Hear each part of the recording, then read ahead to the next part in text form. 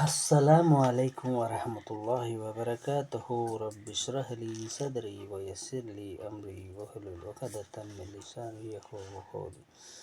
సల్లల్లాహు అలైహి వసల్లం. అల్లాహ్ మాటల్లో ప్రవక్త ముహమ్మద్ సల్లల్లాహు అలైహి వసల్లం మానవ చరిత్రలోనే కని విని ఎరుగని గొప్ప వ్యక్తి అంతిమ దైవ ప్రవక్త ముహమ్మద్ సల్లల్లాహు అలైహి వసల్లం.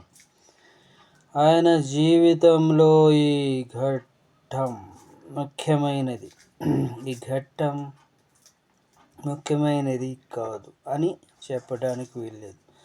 ఆయన జీవితంలోని ప్రతి సందర్భం మానవులకు అనుసరణీయమే. తన అనుచర సమాజం పట్ల అమిత దయామయులు.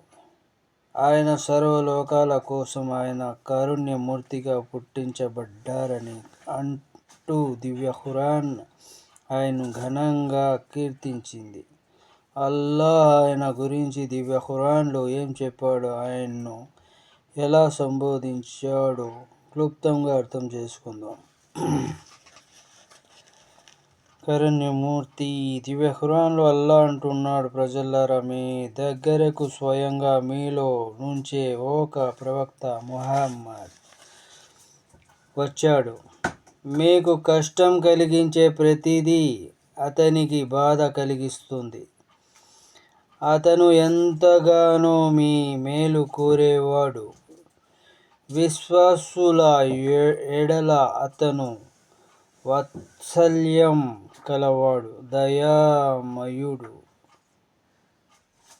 అస్సలాము అలైకుం వరహమతుల్లాహి వబరకాతుహు.